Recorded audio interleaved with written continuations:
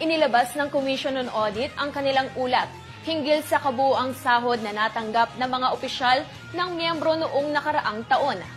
Lumabas sa listahan na pinakamataas sa mga gabinete ni Pangulong Bongbong Marcos si Justice Secretary Boying Remulla. Kung magkano ito, ibabalita sa atin yan ni Yam Ocampo.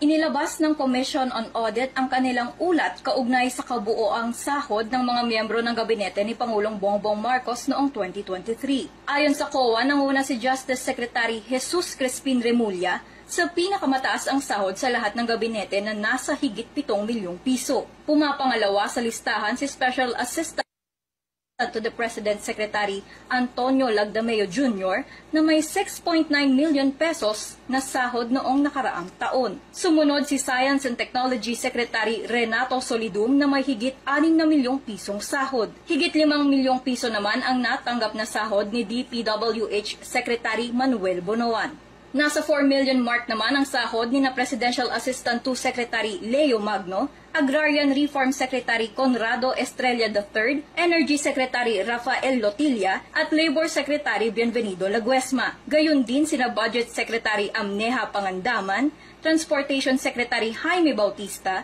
Information and Communication Secretary Ivan John Uy, Foreign Affairs